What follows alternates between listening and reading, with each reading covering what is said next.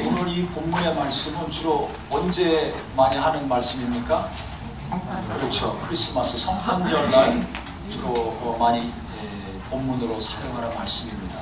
예수님이 성령으로 잉태돼서 이 땅에 태어나시는 그 사건이죠. 아주 중요한 말씀인데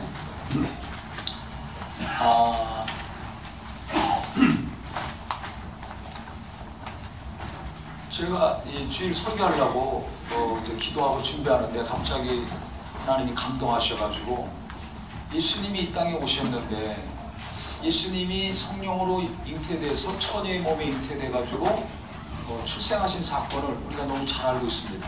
주일학교에서 어린아이들도 배워서 잘 알고 있고. 그런데 왜 마리아와 요셉의 가정에 태어나게 하셨을까? 이 생각이 드는 거예요. 어떤 말씀으로 우리 성도님들이 또 이 말씀을 듣는 많은 분들이 은혜를 받고 위로를 받고 소망을 얻을 수 있을까? 항상 기도하고 고민하고 준비하고 하는데 성령께서 갑자기 생각나게 하시는 것은 그 당시 수많은 사람들이 있습니다. 그런데 왜 마리아와 요셉의 가정에 예수님이 태어나게 하셨을까? 왜 그 부모 밑에서 30년 동안 자라게 하셨을까? 이 생각이 갑자기 나는 겁니다. 그래서 다시 한번 우리가 잘 아는 말씀이지만 제가 좀 살펴봤습니다. 여기 18절부터 보시면 예수 그리스도의 나심은 이러하니라. 그의 어머니 마리아가 요셉과 약혼하고 동거하기 전에 성령으로 잉태된 것이 나타났더니 그랬습니다. 지금 마태복음은 1장부터 예수 그리스도의 족보가 나오죠. 아브라함과 다윗의 자손 예수 그리스도의 족보를 하면서 예수님이 잉태돼서 출산하시는데 마리아 이야기는 안 나옵니다. 지금 이게 요셉에게 하나님이 천사를 보내서 하신 내용의 말씀으로 시작을 합니다. 마리아 이야기는 언제 나옵니까? 누가복음 1장에 나옵니다. 그래서 대부분이 마리아가 예수님을 잉태할 때 천사가 와서 한 이야기, 그걸 주로 많이 설교하기도 하고 성도들이 알기도 합니다. 요셉은 별로 성경에 많이 등장하지 않아요. 이때만 등장하지 그 다음에 거의 등장하지 않습니다. 예수님의 어머니였던 마리아는 몇 번 나오죠. 예수님이 일하실 때도 예수님의 형제들과 같이 오셨잖아요. 그 다음에 예수님이 십자가에서 고난받으실 때도 현장에 있어요. 나오는데 요셉은 거의 등장하지 않았습니다. 그런데 마태복음에 가만히 보니까 지금 본문에 보신 것처럼 마리아가 요셉과 약혼하고 동거하기 전에 성령이 잉태된 것이 나타났더니, 즉 임신을 이미 한 상태예요. 배가 불러오고 있는 상태죠. 생각해 보세요. 나와 약혼한 정혼한 여자가 있었는데 이 여자가 나랑 육체적인 관계를 갖지 않았는데 임신을 했어. 배가 불러와. 우리 남자분들 상식적으로 생각해 보세요. 이거 감당할 수 있습니까? 못합니까? 상상을 전혀 안 하고 살았으니까 답이 안 나오죠. 부모님들도 생각해 보세요. 며느리 될 사람인데 내 딸인데 남자와 가까이 하지 않은 처녀인데 순결한 여인이었는데 임신을 했다고 해요. 배가 자꾸 불러오네. 부모님들 어떻게 하실 거예요? 요즘은 세상이 하도 바뀌어서 그럼 빨리 결혼시키고 그냥 잘 먹고 잘 살면 끝나지만 이게 한 몇십 년 전이면 이게 얼마나 큰 충격입니까? 2000년 전입니다. 대단히 보수적이고 또 유대인으로서 저 하나님을 믿는 유대교인으로서 자기 몸을 정결하게 해야 되는 거 너무 당연한 거 아닙니까? 우리나라도 한 30-40년 전만 되면 여자가 임신하는 거 결혼한 다음에 가능한 것이지 혼전 임신 이거 뭐 상상을 초월하는 충격이죠. 본인들에게나 부모에게나 양가 다 굉장히 충격적인 사건입니다. 그런데 이미 임신을 했어요. 그래서 이게 배가 불르고 있습니다. 성령으로 잉태된 것이 나타났다 그랬어요. 그러니까 이 약혼을 한 요셉의 입장에서는 이게 너무 두렵고 떨리는 겁니다. 이 여자랑 결혼을 해야 되나 말아야 되나. 그래서 요셉이 고민하다가 결단한 거는 19절에 보세요. 그의 남편 요셉은 의로운 사람이라 그를 드러내지 아니하고 가만히 끊고자 하여 그랬습니다. 어떤 사람이라고요? 의로운 사람이에요. 일반적인 보통 사람 같았으면 이 상황에서 어떻게 하겠습니까? 일단 소리부터 질르죠. 뭐가 질러요? 소리부터 나오게 돼 있는 거예요. 아니 이 여자가 막 손가락질 하면서 막 눈썹 치켜 올라가고 눈꼬리 올라가고 난리 날 수밖에 없죠. 이 어디서 임신해가지고 지금 배가 불러오느냐. 그 충격, 그냥 그 사랑했던 여인에게다 쏟아붓겠죠. 이 당시 약혼은 거의 지금 결혼과 똑같습니다. 그 당시 약혼했다 그러면 거의 호칭도 뭐 부부간에 부르는 호칭을 하고 이미 양쪽 집안이나 주변 사람이나 당사자들은 이미 결혼한 것으로 취급을 했습니다. 그러니까 이미 지금 우리가 결혼해서 같이 가정을 이루고 사는 것처럼 이미 약혼했다면 그 정도로 생각을 하는 거예요. 그런데 임신을 해서 배가 불러오니 이게 얼마나 큰 일입니까? 그럼 보통 사람 같으면 화내고 따지고 뭐 누구 자식이냐 그러고 어디 가서 무슨 짓 했냐 그러고 막 쥐잡듯이 잡을 거 아닙니까? 사람 취급 안 하려고 할 거 아닙니까? 얼마나 화가 나고 얼마나 충격을 받겠습니까? 그런데 화냈다는 거예요? 안 냈다는 거예요? 화내지도 않고 따지지도 않고 조용히 끊고자 있어요. 그러니까 믿음의 사람, 잘 들으세요. 진짜 하나님 중심적인 사람은 위기가 닥쳤을 때 조용합니다. 어려움이 닥쳤을 때 난리 치는 사람은 기도 많이 하시고 하나님 말씀 깊이 묵상하는 습관을 들이셔야 됩니다. 교회에서 믿음이 있는 것 같은데 큰일 하는데 뭐 능력도 있는 것 같은데 무슨 일 있으면 소리부터 지르고 따지고 난리친다. 저도 그럴 때가 많지만은 좀 많이 변했어요. 왜? 아, 그러면 별 볼 일 없는 사람이 되는구나. 아, 손해보는구나. 아무리 그 말이 맞더라도 그 말이 상대방에게 먹힐까요? 안 먹힐까요? 안 먹힙니다. 집에서 많이 겪어보셔서 알잖아요. 아무리 맞는 말이라도 아내나 남편이나 소리 지르고 흥분하고 떠들면 그 말이 들어옵니까? 안 들어옵니까?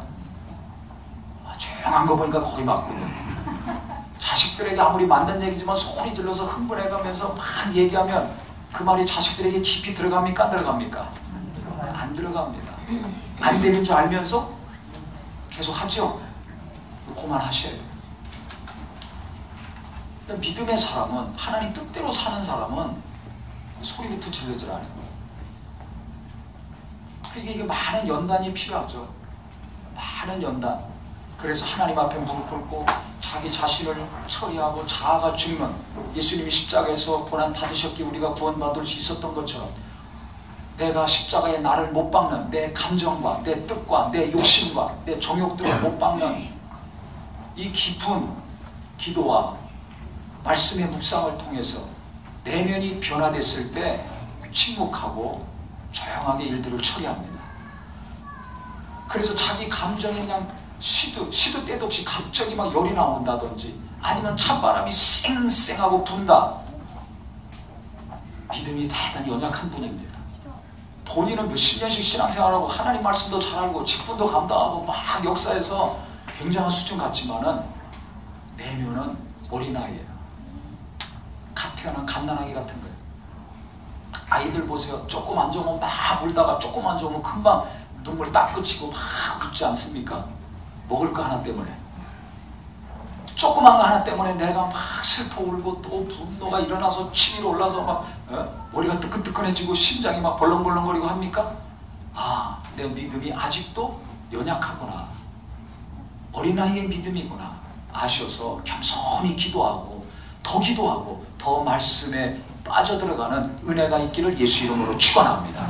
그것이 되지 않으면 가정에서도 어렵고 직장에서도 어렵고 교회에서도 어렵고 어디 가나 사랑받지 못하는 분이 될 수가 있어요. 가정에서 사랑받고 교회에서 학교 가서 또 직장에 가서 시집가고 장가 가서 계속해서 사람들과의 관계가 이루어지는데 그 가운데서 사랑받고 위로받는 자가 되길 원하신다면 내면의 변화를 추구하는 사람이 되셔야 됩니다. 예수님이 능력도 있으셨지만은 놀라운 영혼을 긍휼히 여기는 마음, 인내하는 마음 있었어요. 겉으로만 능력이 있는 것이 아니라 정말 하나님의 성품이 어떤 것인가를 예수님이 이 땅에 오셔서 나타내 주셨습니다.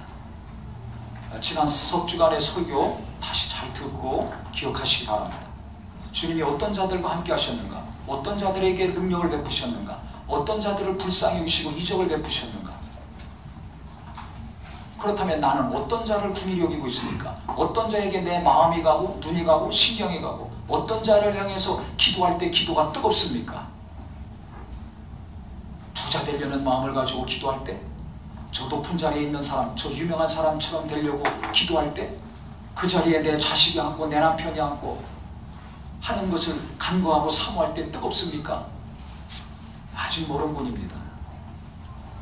어렵고 지치고 낙심되고 좌절하고 방황하고 슬퍼하고 고통스러워하고 무너져가는 심령과 가정과 교회와 성도들과 목회자들을 볼 때 기도가 뜨거워지고 간절해지는 우리 모두가 되기를 예수 이름으로 축원합니다. 아멘. 왜? 예수님이 그렇게 하셨잖아요.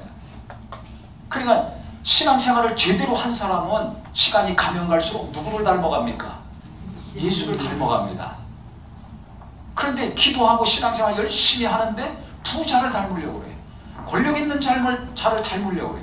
그럼 이게 신앙생활 제대로 못한 거예요. 처음부터 길이 잘못 들어간 거예요. 어디서 듣고 배웠는지 모르지만 잘못 배우신 겁니다. 예수를 다시 성경에 있는 예수를 잘 보시기를 바랍니다. 주님이 뭘 하라고 말씀하셨는지 다시 한번 있는 그대로 보고 깨닫고 그것이 나의 기도 제목이 되시고 나의 소망이 되시기를 예수 이름으로 축원합니다.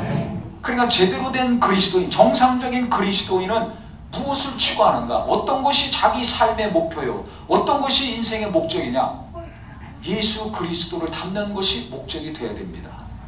그런데 어떤 목사, 어떤 신학자, 어떤 유명한 기업가, 정치가 뭐 이것이 되니까 이게 벌써 출발부터 잘못 나가는 거예요. 그러니까 자식들에게도 그걸 심어주죠.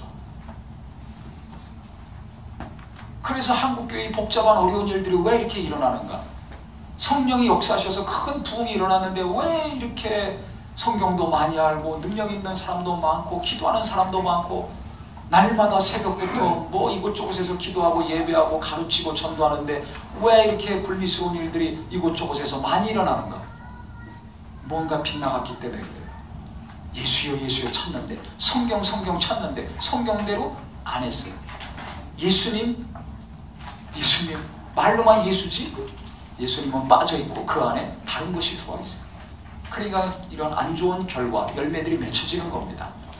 그래서 우리 성도님들이 거듭 말하지만 예수님이 내 삶의 중심이요 예수님의 말씀이 내가 일평생 이루어 드려야 될 것이 되기를 예수 이름으로 축원합니다. 그것이 우리 자식들에게도 심어졌을 때 내 앞날과 우리 자손들의 앞날에 귀한 열매, 하나님이 영광 받으시는 아름다운 열매들이 맺혀질 것입니다.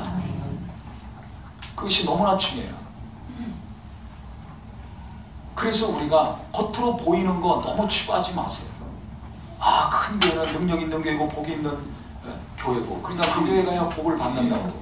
요새 고통과 아픔을 주는 교회들은 거의 큰 교회들입니다. 아, 부자들이 많이 가야지, 학벌 좋은 사람들이 많이 가야지, 인물 좋은 사람들이 많이 가야지 다니는 교회. 아, 그 교회가 우리도 내 자식들도 사회적인 지위가 올라가고 경제적인 풍요를 누리는 복을 받을 수 있지 않는가? 깨달아야 됩니다. 요새 어떤 교회들이 부흥하는지 잘 아시죠? 욕심 없는 교회들이 부흥해요. 건물 없는 교회들이 더 부흥하더라고요. 왜? 하도 교인들이 질려가지고. 그러니까 제대로 된 목사, 욕심 없이 정말 하나님 뜻대로 사는 목사 찾는 거예요. 건물 찾지 않아요. 과거에는 설교 잘하나 못하냐, 건물과 시설이 어떻게 됐냐 이거 보고 다녔는데 몰려다니는데 지금은 하도 질려가지고 아예 건물 없는 교회, 빌려서 쓰는 교회. 저 사람이 욕심이 있는가 없는가 알아요. 그 욕심 없는 사람, 없는 목사한테 교인들이 막 몰립니다. 이렇게 세상이 바뀌었어요. 그런데 나는 아직도 뭘 추구하고 있습니까? 사람은 외모를 보는데 하나님 마음의 중심을 보신다 그랬어요. 그 너무 맞는 말씀이에요. 오늘 지금 요셉과 마리아를 보더라도 하나님이 이들의 외모를 보셨으면 그 사람들 통해서 메시아 잉태하고 출산시키는 일 안 하십니다. 지금 많은 그리스도인들이 생각하고 있는 그 가치관, 그 신앙이라면 마리아를 부르시고 요셉을 불러서 거기 메시아를 탄생시키지 않아요. 저 강남의 부잣집 고시 패스하고 명문대학 나오고 유학도 갔다 오고 박사학위도 받고 인물도 좋고 가문도 좋고 문벌도 좋은 이런 집 사람들 불러서 메시아 탄생시킬 것 같죠? 그 당시 사람들도 그렇게 생각했어요. 그래서 예수 무시한 겁니다. 요셉이 흥분하지 않았어요. 조용히 끊으려고 그랬어요. 재산도 없어요. 사회적인 지위도 별별 없어요. 그런데 신실한 믿음이 있었습니다. 하나님 앞에 겸손함이 있었습니다.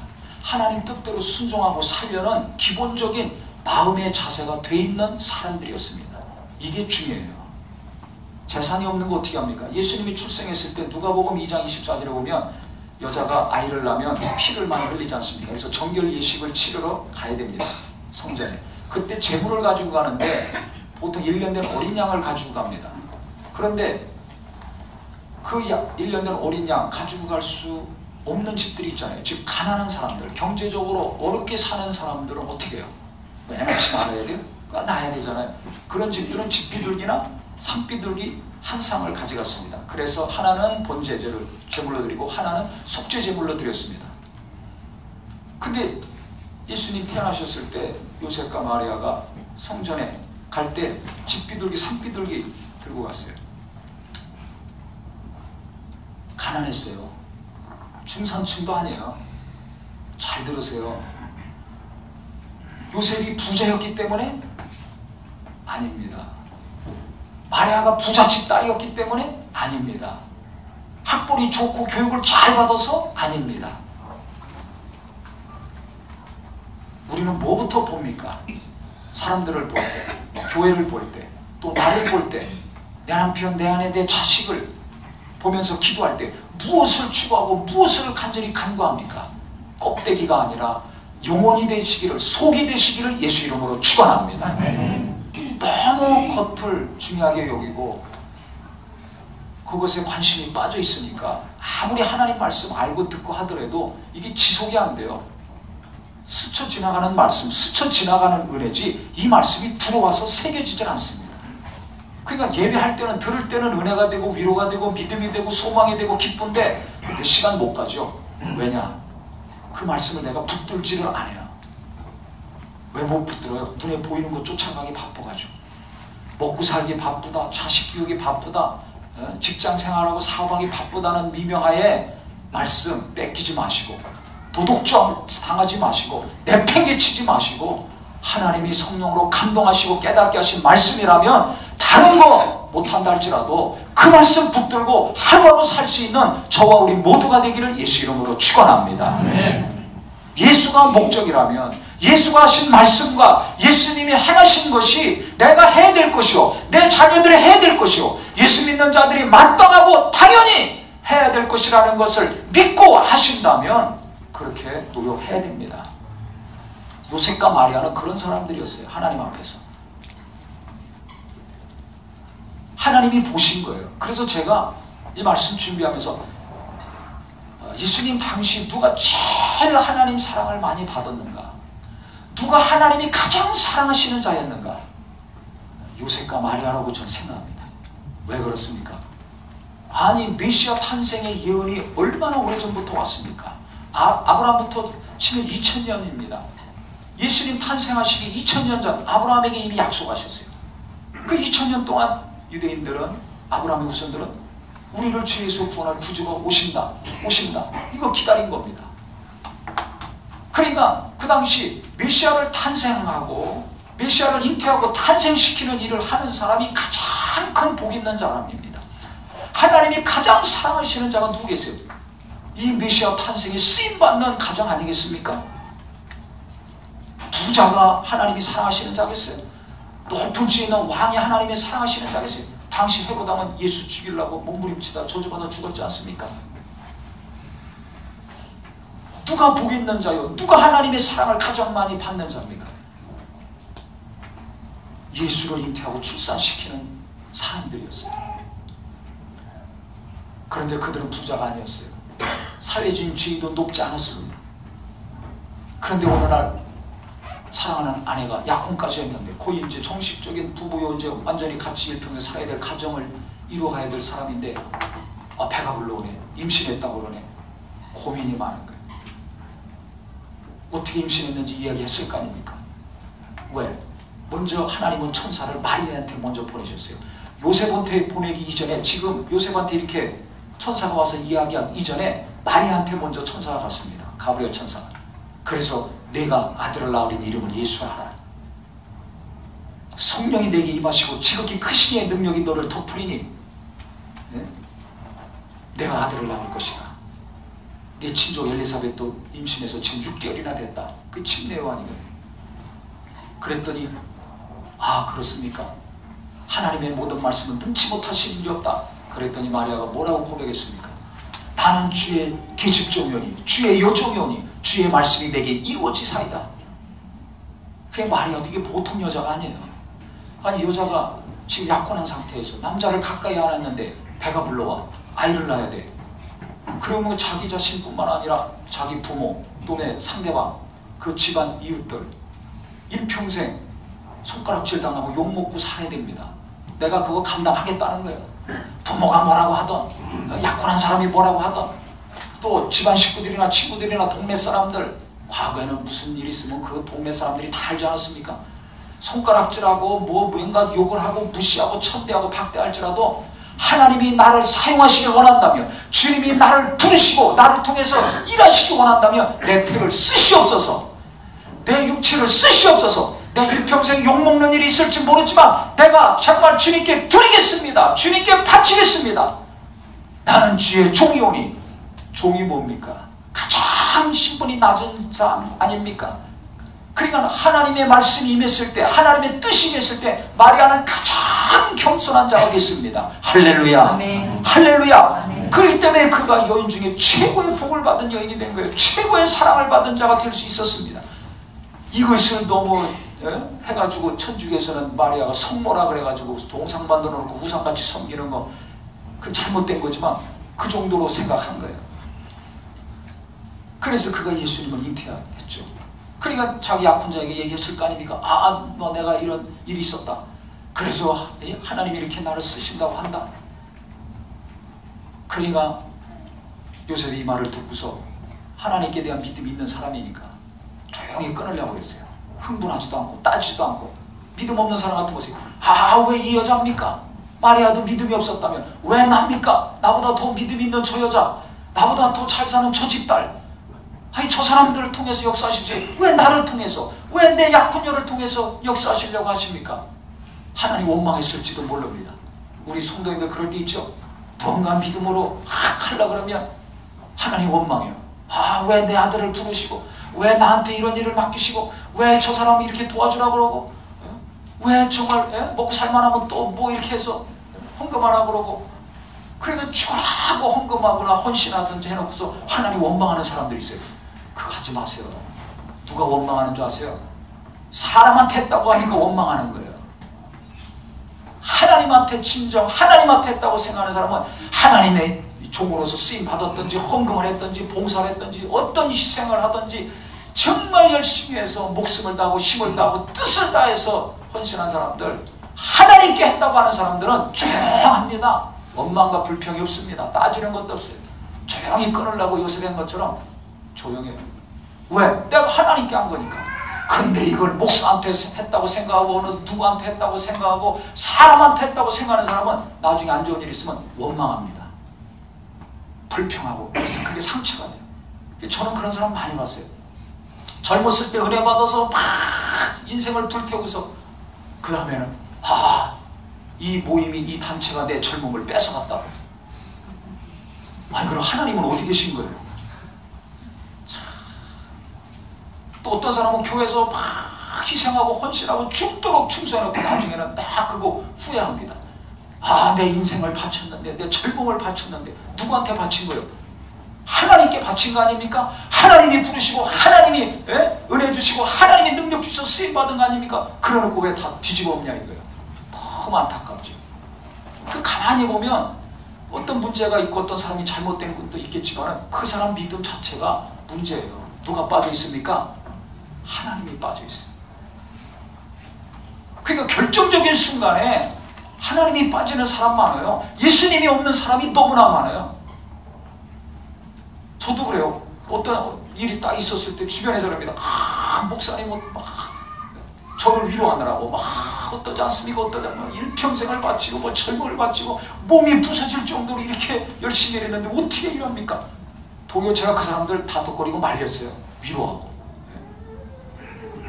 아니 내가 하나님께 헌신한 것이고 하나님께 목숨을 걸고 일한 것이고 하나님 앞에서 다 한 것인데 뭐 어쩌고 저쩌고 저쩌고 엄마할 것도 없고 따질 것도 없고 정지할 것도 없고 흥분할 것도 없어요. 그래서 씩씩거리고 흥분하는 사람들 막 제가 다독거리고 말리고 막 그랬었습니다. 가정에서도 마찬가지예요. 직장에서도 마찬가지예요. 무슨 일을 하든지 마찬가지예요. 자식들이 흥분하건 아내가 흥분하건 남편이 흥분하건 하나님 앞에 한 것이라면 성령이 인도하심 받아서 내가 순종해서 한 것이라면 그거다 하나님께 드리고 하나님이 받으신 거 아닙니까? 네. 맞습니까? 틀립니까? 네. 그런데 뭘 어쩌고 저쩌고 하면 안 돼요. 그래서 정말 요셉이 그 믿음이 있는 거예요. 마리아도 굉장한 믿음이죠. 일평생 욕먹고 비참하게 살 수 있는 상황이지만 감당하겠다는 거예요. 주님의 뜻이라면, 주님이 나를 원하신다면, 주님이 나를 통해서 메시아를 잉태시키시고 탄생시키시고 키우시겠다면 나를 쓰시옵소서. 나는 욕먹어도 좋사오니 정말 나는 감당하겠습니다. 나보다 누굴 더 사랑한 거예요? 하나님을 사랑한 거예요. 나를 더 사랑하면 계산하고 따집니다. 이거 받아들여 말아. 요셉도 마찬가지예요. 따지어 계산해야 돼요. 내가 이 여자랑 결혼해서 계속 살아 말아. 아유 메시아인데 하나님의 아들인데 그러면 하나님인데 아유 내가 어떻게 키워? 우리 집 어떻게 키우지? 우리는 가난한데 힘도 없는데 어떻게 하지? 돈 계산하고 이것저것 체면 따지고 뭐 따지고 하면 순종할 수 있습니까? 없습니까? 없습니다. 우리 얼마나 계산 잘하십니까? 11조도 할까 말까 그 돈 얼마 안 되는 것도 계산하고 따지고 갈등하죠. 헌금 할까 말까, 기도도 할까 말까, 어떤 분들은 교회도 나갈까 말까, 저 어려운 사람 있는 거 뻔히 알면서도 그거 도와줄까 말까 계산하고 따져. 그러니까 무언가 하나님이 주실 수가 없는 거예요. 답답하죠. 그래서 하나님 사랑 받을 수가 없습니다. 하나님이 함께 하시는 자가 될 수 없습니다. 우리는 성령이 무엇인가 감동하시고 하나님의 말씀을 주시고 인도하시면 순종하는 사람, 겸손히 나는 주의 계집종이오니 주의 여종이오니 주의 말씀이 내게 이루어지사이다는 것처럼 계산하지 말고 따지지 말고 하나님께 순종하는 겸손한 은혜가 있기를 예수 이름으로 축원합니다. 그게 복이에요. 여인 중에 메시아 예수님을 탄생시키고 출생시키는 이 엄청난 복을 받을 수 있었습니다. 언제 하나님이 내게 말씀하실지 몰라요. 언제 하나님이 성령으로 내게 감동하시고 지시할지 모릅니다. 그러니까 정말 그때마다 내가 이거 과연 할 수 있을까? 과연 이것에 순종하면 내가 얼마나 손해보는 것인가? 남들은 내게 뭐라고 할 것인가? 내 남편, 내 아내, 내 자식들, 내 친구들은 어떻게 생각할 것인가? 남들 생각하니까 안 되는 거예요. 돈 생각하니까 안 되는 거예요. 그거보다 하나님이 나를 부르셨다면, 성령이 나를 감동하셨다면, 주님이 나를 원하신다면 어떤 일이든지 즉시 순종함으로 하나님이 나를 도우시고 하나님이 영광 받으시고 하나님이 나를 붙들어 눕히시는 주인공들이 되시기를 예수 이름으로 축원합니다. 그게 복 중에 복입니다. 하나님이 나를 찾으시고 하나님이 나를 부르시고 하나님이 나를 통해서 일하시겠다는데 이것보다 더 큰 사랑이 어디 있습니까? 무엇이 하나님의 사랑인지 무엇이 복인지를 잘 아셔야 돼요. 그래서 가만히 끊으려고 그랬는데 고민 중에 꿈에 이제 천사가 나타나서 얘기하는 거예요. 뭐라고 얘기했는가? 19절 보세요. 20절에 이 일을 생각할 때에 주의 사자가 현명하여 이르되 다윗의 자손 요셉아 내 아내 마리아 데려오기를 무서워하지 말라. 지금 무서워하고 있는 거예요. 이런 여러 가지 고민 때문에. 또 메시아를 탄생시키면 하나님의 아들인데 내가 어떻게 키워? 내 집에서 어떻게 키워? 나도 먹고 살기 힘든데 지금. 또 마리아랑 자식을 낳아야 되는데 자식하고도 먹고 살아야 되는데 이거 어떻게 해야 되는가? 여러 가지 고민이 많죠. 남자들은 먹여 살려야 되니까 두렵고 떨리기도 하고 고민스럽고 정말 잠 못 잡니다. 근데 어떻게 잠깐 잠이 든 사이에 꿈을 꾼 거예요.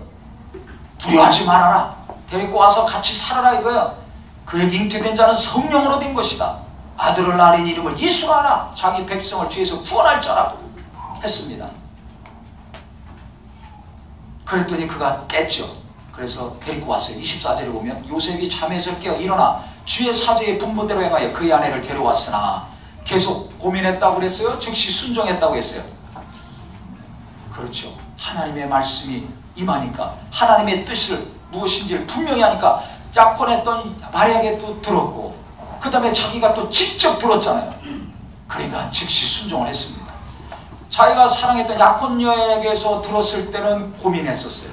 같이 살아야 되나 말아야 될 것이나. 근데 자기에게 직접 천사를 통해서 하나님이 말씀하시니까 갈등하지 않고 고민하지 않고 그 고민이 이제 끝난 것입니다. 그래서 그 다음에 마리아를 데리고 왔어요. 그래서 아들을 낳기까지, 즉 예수님을 낳기까지 동침치 아니하더니 나음의 이름을 예수라 하니라. 젊은 사람이 얼마나 그 정욕이 들끓습니까? 우리 청년들 잘 알겠지만 얼마나 그 정욕이 들끓어요. 그런데도 하나님의 아들이시기 때문에 동침치 않았다고 그랬어요. 그 10달 동안 참고 견딘 겁니다. 그만큼 아내를 존중했어요.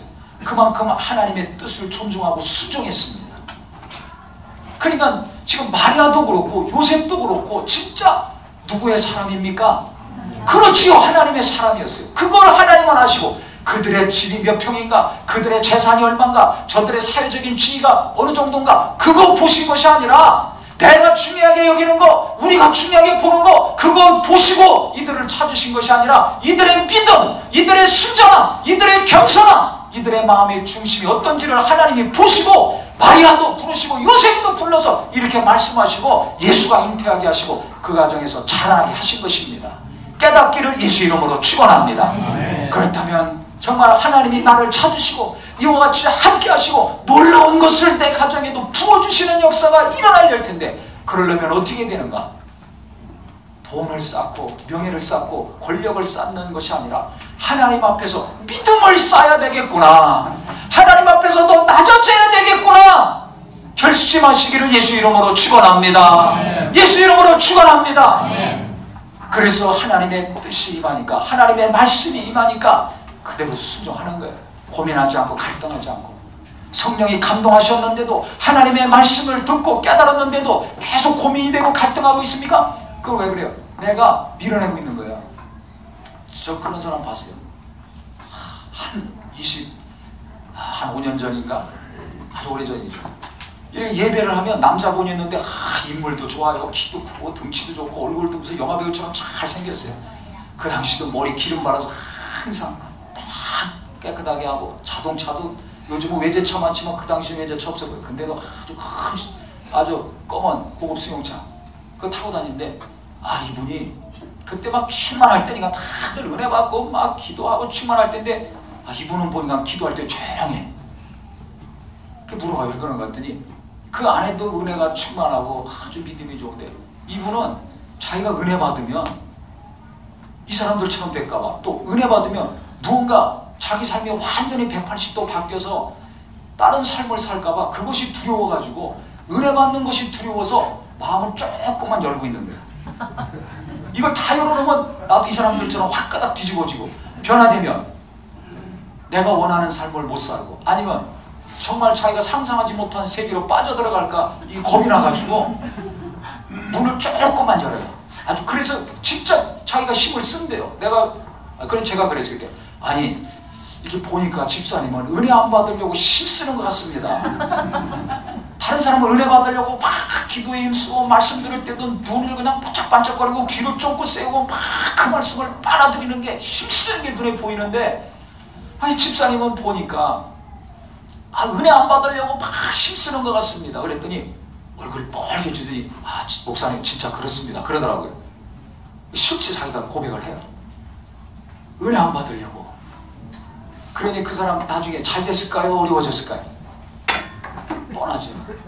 그 사업도 그렇게 크게 하고 했는데 나중에 물어봐야죠. 하도 신기해서 은혜 받았습니까? 아니요 아직 못 받았습니다. 그분 어떻게 됐습니까? 아직도 힘쓰고 있습니다. 은혜 안 받으려고. 그러니까 한참 지난 다음에 물어봤어요. 그분 어떻게 지냅니까? 다 사업이 어려워져가지고 이사가고 막 온 가지고 어려워졌다고 그 소식 들었어요. 그 다음부터는 제가 안 물어봤어요. 안타깝죠. 마음을 열기만 하면 마음을 하나님 앞에 열기만 하면 하나님이 놀라운 은혜도 주시고 위로해 주시고 평안 주시고 기쁨 주시고 함께 하시고 정말 역사하실 텐데 안 받으려고 마음 문을 닫고 은혜 안 받으려고 그 하나님의 은혜 성령 역사만 밀어내느라고 힘주는 거예요. 그거 멋있게 생겨가지고 힘도 센 분이 그냥 막 밀어내느라고 힘써.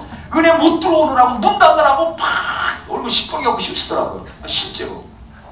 야, 그게 얼마나 안타까워요. 그러더니 결국 이렇게 가정이 어렵고 사업도 어려워지고 막 고생을 많이 하더라고요. 그런데 이 사람들은 어떻게 됐습니까? 요셉과 마리아는 가진 것도 없어요. 별별 일도 없어요. 애 낳았을 때 집 비둘기 산 비둘기 가져갈 정도 정말 어렵게 사는 집이었습니다. 목수일 해가지고 지금이야 인건비가 비싸죠. 근근히 먹고 사는 집이었어요.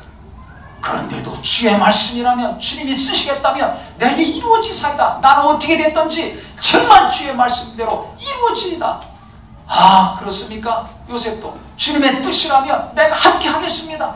내 아내를 통해서, 내 사랑하는 여인을 통해서 메시아 탄생 역사를 이루시겠다면 나도 정말 주의 뜻에 순종하겠습니다.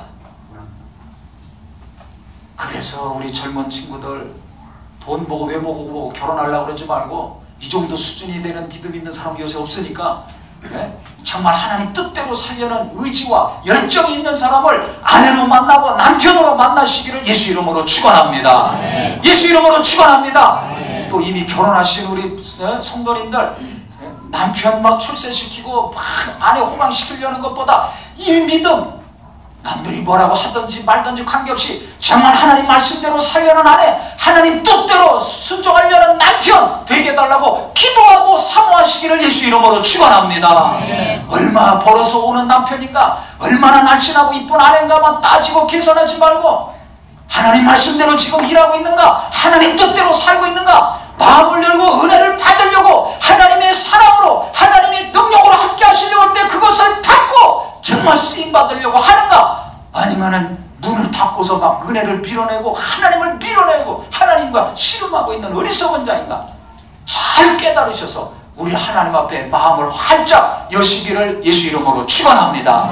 주님의 말씀을 사모하시고 그분이 찾아오심을 사모하시고 그분이 나와 함께 하시고 내게 무엇이고 관심을 갖고 내게 다가오실 때 어서 오시옵소서, 어서 오시옵소서. 내가 내 집에 오늘 유하리라, 속히 내려와라 삼켜오야 하신 것처럼 나를 부르시고 찾으실 때 주님이 속히 함께 하시는 귀한 심령들이 되기를 예수 이름으로 축원합니다. 예수 이름으로 축원합니다. 그래서 정말 하나님이 나를 사랑하시려고 하실 때 그 사랑을 받으세요. 하나님이 나를 찾으실 때 환영하세요. 성령이 감동하실 때 즉시 순종하셔서 하나님이 높이시는 놀라운 기쁨이 있기를 예수 이름으로 축원합니다. 예수 이름으로 축원합니다. 기도하겠습니다.